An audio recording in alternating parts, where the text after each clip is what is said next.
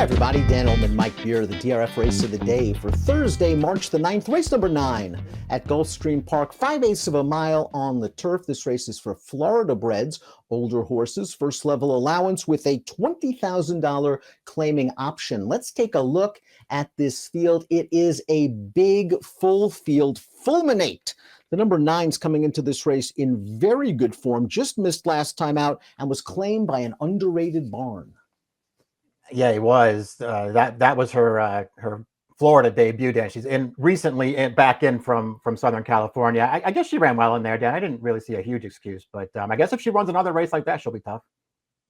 You generally have to have speed going 5/8 of a mile on the turf at Gulfstream Park, but is there a case of there being too much speed in this race? We see the 3, the 8, and the 9 lined up front after the first quarter mile, and that red bar indicating a fast pace. Do the closers have a fair shot?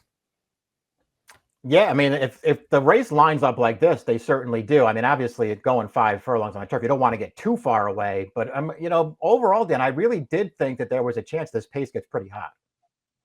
A horse that's going to be likely coming from way, way out of it is the number 1, Princess Blakely, who made 4 starts for trainer Chad Brown. That went through the auction ring, $23,000 public purchase. This is a horse turning back for the first time in her career, Mike. Maybe she's a little bit fresh off the layoff, but there's a very good chance she gets out sprinted early. Yeah, it almost feels like that she has to get outrun early in this race. Chad never sprinted her, and she was just sort of a modest horse anyway, Dan. Her 2 turf races last summer and then one at the end of last year, they weren't terrible, but they weren't great. And she's going to be pretty far away early in here. We faced a decent field last time out at Aqueduct. That third place finishers come back to run second twice, one on synthetic with a 78 buyer, one on turf with a 79. The number 2 is Claudette Air, and she's going to be making her turf debut. She is by Midnight Storm, a horse that was certainly capable on the turf, and a horse that's shown some good speed, Claudette Air, in the past. Yeah, I don't feel like she's a horse who has to necessarily be on the lead, so maybe that's a little bit of an advantage for her. I feel like she actually ran pretty well in her first 2 starts there, and I know they're on a different surface, but those were not poor performances. I thought she could get the right trip here. We'll see. Maybe Midnight Storm just won't turn out to be, much of a sire, but if he does turn out to be one, I suspect his progeny will be pretty good on the turf, and this horse is a half-sister to a multiple stakes winner sprinting on the grass. She gets blinkers. She is fresh, and as Mike mentioned, she might be able to tuck in just behind the leaders with blinkers on. Moana's Power is the number 3, and she ran quite well in her most recent start, going 5/8 of a mile on synthetic. We're going to take a look at that race right now. She's going to duel with a third-place finisher, Golden Isle, through fast fractions, and she stays on well for second. She won the battle. She lost the war. The problem is there's another stiff pace battle waiting for her here, seemingly. Yeah, exactly. I mean, it's not like she's going to get some kind of softer trip in this race unless they elect to take her back, which they haven't really been doing. And it's not like her, turf form anyway makes her all that competitive in here, Dan.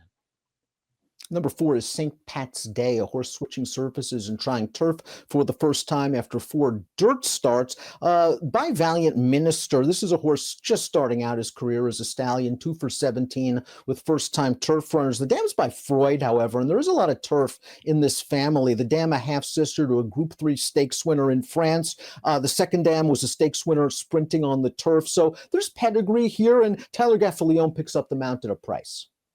Yeah, and the dirt form is actually okay with this horse. So we'll see if she can, transfer it over or perhaps be a little bit better on the turf. As you mentioned, the pedigree is there for that to be a real possibility. I actually like the way this horse is bred, and I like her form overall. It's all about whether you feel like she's going to handle the turf. I think there's a chance she can do it, Dan. And if you're going to bet horses like this, you want to do it at prices. She's 20-1 on the line. David's Rose is the number 5. She's been the beaten favorite in her last 2 races. Both of those races, however, have come on synthetic. She has very limited turf form. She's likely going to be a much better price on Thursday, and with her late running style, she could get the setup. Yeah, that's true. I mean, we'll just see if she turns out to be able to run a good race on turf. You mentioned the only one other turf start in her career, Dan. That was off of a short layoff. She did not run well that day, and then immediately ran 2 better races over on the dirt. So that just makes me wonder if she's going to be able to run her really good race on turf, but I won't knock her current form.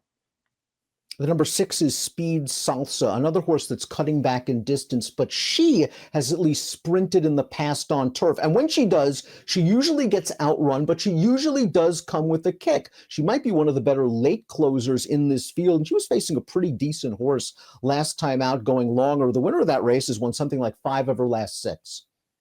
Yeah, we'll see if cutting back just leaves her with way too much to do in here. I mean, even when she was regularly sprinting on the grass, she would still get outrun early anyway.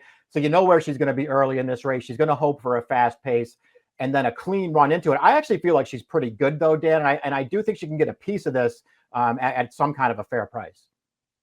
The number 7 is Adios Babe. Joel Rosario is going to pick up the mount. This horse finished evenly last time out, going 5/8 of a mile. That was a beaten claiming race, but it was against open company. She sort of has that tactical gear, though, where she's not going to be completely out sprinted. She might be sitting in the second flight or so. Maybe that setup will work for her. She does need to take a step forward, in my opinion. Yeah, I agree. I mean, maybe the trip really will work out for her here, and that'll be all that it takes. But just based on what she's done so far in her career, and it's all 3 different surfaces, she just sort of shows up and runs the same race every time. And if she runs one of those in this field, I don't think she's winning. Veloce Bella, the number 8, is one of the speeds in this race, and if she gets caught up in a pace battle, it could hurt her chances. If she is the speed of the speed going 5/8, she has a chance to take this field all the way. She showed big speed last time out on the synth. She went fast early. She paid the price, and now she's going to do it in her turf debut. Yeah, we'll see. I don't know. I mean, she's not my kind of horse. I get that she ran competitive races, especially 2 and 3 starts back. But man, that win 3 back, she just, I mean, got absolutely loose on the lead that day. I know she went a relatively quick pace, but she was loose, no challenges, and she wasn't finishing at all that day. I think she's in pretty tough here. Louis Saez aboard the 9 Fulminate coming into this race off a good performance. She was second most recently, going 5/8 of a mile, and was claimed by Rowan Crichton, who has very good numbers off the claim. Here is Fulminate turning into the stretch with the lead. She was a pace presence throughout. She'll finish a tired second, but the third place runner would come back to run second in a first level allowance with an 84 buyer. Yeah, I think she had the trip she wanted in here, Dan. She managed to make the lead, and she was pretty clear up there. And just you could see she couldn't shake off that winner there at the end, and then couldn't hold on. I guess she ran fine. I actually felt like it was a little bit of a disappointing performance. I won't argue with this placement though off the claim. She looks like a good fit in here. Keep an eye on the number 10, Baby Steps, who comes in from Southern California and will be facing stake breds for the first time. She was stuck in that first level allowance condition in Southern California, but probably facing better fields than the one she'll be in against on Thursday. The third finisher from her last race came back to win 2 in a row, just went right through her conditions by her speed figures of 86 and 84. Yeah, I'm not really don't have anything to add to that, Dan. I know that it's been a while since she got to the winner's circle, but her form overall has really held up against some much better horses than this. And now they ship her over here for a 4-year-old debut in what looks like a great spot to me. The 11 is Musical Design. She's very lightly raced. She has a lot of upside potential. She has run well on turf in the past. I wonder if it's been a sort of a situation where she's taken that step forward on the Tapeta for Wesley Ward in her last few races. Here's Musical Design's maiden victory and a maiden optional for $40,000. She sat just off the lead. She finishes it off. She beat 2 next out winners. Yeah, this is a real step in the right direction. Your point about the surface, which is very well taken, Dan. I suppose it's possible that maybe getting over to that all-weather surface has enhanced this horse's ability a little bit. But I feel like it might be worth it to give her a chance switching back over to the grass here. To me, more than anything else, when you watch her run, especially her 3 starts early last year, she just didn't really look like she had a good grasp on what she was supposed to be doing out there. She was really green in those races. I still thought she showed some potential, particularly in her debut over this course and this distance. She didn't have any speed that day, but she really ran through the stretch and just missed. Golden Isle completes the field. This is the filly that was dueling with Moana's Power and finished behind Moana's Power last time out on the synthetic. Now she has to deal with a very tough outside post position, plenty of pace to her inside. She's quick out of the gate, but so are several other of these. Yeah, a lot of speed to her inside, and she's going to try it on turf now to see if she's as good on this surface. Listen, her overall form is pretty solid. You can just see how popular she is at the claim box. They keep taking her for 12.5 and then putting her right back in for 12.5. Nobody ever moves her up, and nobody ever switches surfaces with her. It's a real question whether she's going to be competitive against a field like this. Before we take a look at our top picks, please click the subscribe button on the Daily Racing Form YouTube channel for the latest DRF videos. Time for our top selections for the Thursday DRF race of the day. It's just a wide open race. To me, it's a complete spread race. I went with the Stranger, St. Pat's Day, as decent enough dirt form, decent enough turf pedigree, and I think enough upside at the right price to take a little bit of a gamble. You're going with Musical Design, the number 11, another horse with a lot of upside, and she's run well on the synth. Yeah, I feel like she's maybe come back a little bit better as a 4-year-old than she was at 3. And I don't mind her at all switching back to turf. I think she handles the surface just fine. And she's also shown, especially in that last one, that she can sit a little bit and still run. That's a key factor, and the fact that she did run so well in her debut on turf proves that she handles this surface for an expert trainer. 11-6, 10-9 for Mike, 4-9, 10-2 for me. Wide open event on the turf at Gulfstream Park on Thursday. Good luck.